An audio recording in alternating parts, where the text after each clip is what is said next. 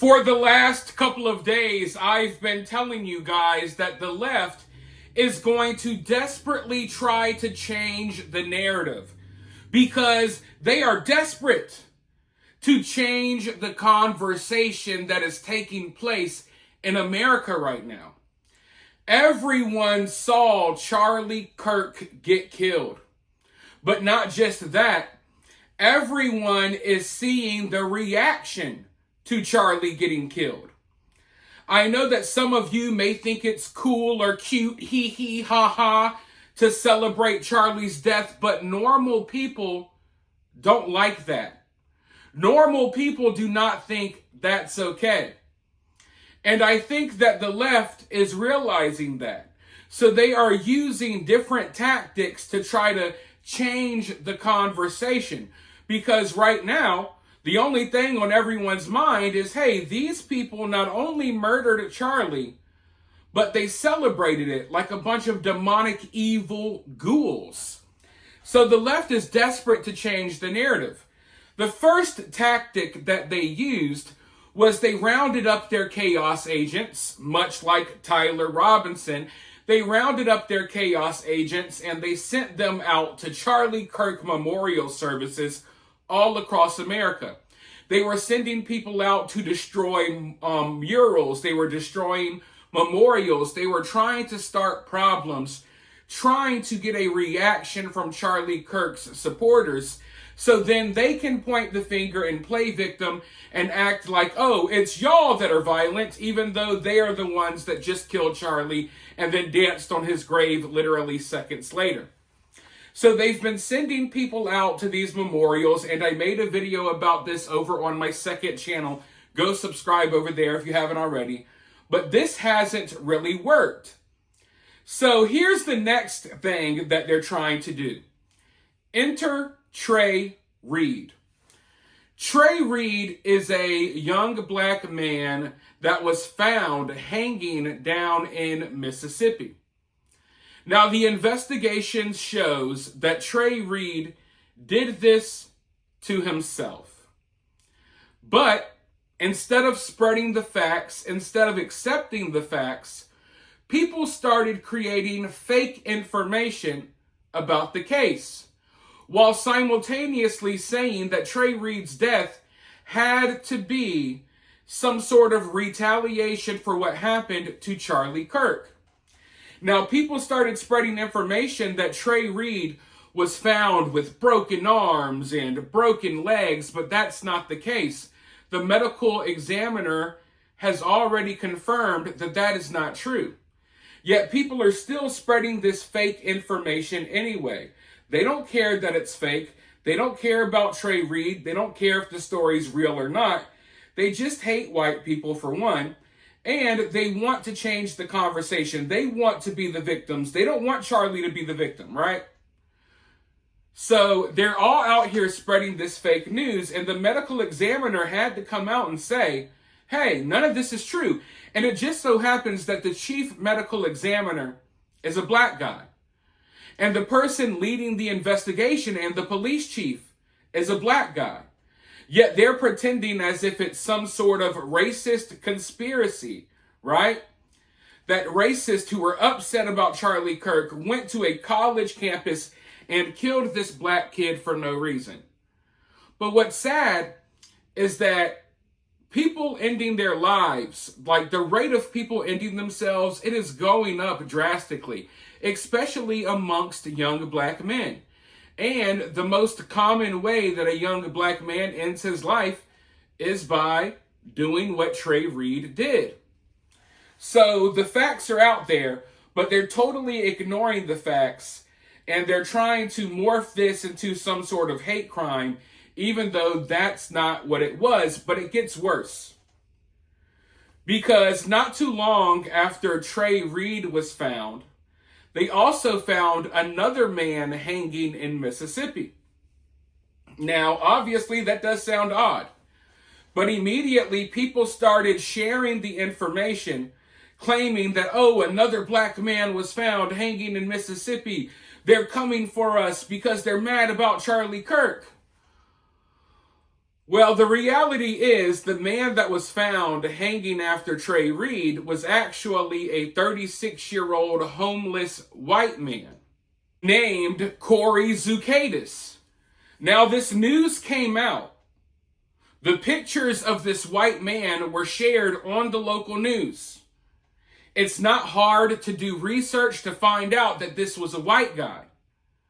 But once the photos were released of who Corey Zukadis actually was, instead of acknowledging, hey, we were wrong, I guess this wasn't a hate crime, I guess this wasn't white supremacy, it turns out this guy is white, instead of doing that, instead of being honest, they tried to morph it into another fake hate crime, claiming that it was a retaliation for what happened to Charlie Kirk. And instead of sharing pictures of the 36-year-old white man, they started sharing pictures of a black teenager, claiming that he was Corey Zukadis, in order to fit their racist narrative. But here's the irony, here's the real kicker, here's where things get really crazy. All over the internet, you might have, I'm not sure if you guys saw it, but if you're in like the portions of the internet where like the black community hangs out, like black Twitter, if you got a lot of black friends in life, I'm not sure what you guys are exposed to. I know I'm exposed to different things than you guys. But they started sharing this photo of a young black teenager, probably I think around 18, 17, 18, 19 years old. And it's obvious as day that this is not the 36-year-old homeless man who they found hanging in Mississippi, but that doesn't matter to them. They started sharing this photo far and wide. It is all over social media. It is all over social media. But it turns out that this picture that they used, this kid in this photo is actually a kid by the name of Galvin Fortenberry. Okay? And here's why I say all of this is ironic. Galvin Fortenberry was brutally killed in August. Not by white supremacists, not by white people at all. Galvin Fortenberry was murdered by a gang of violent black men.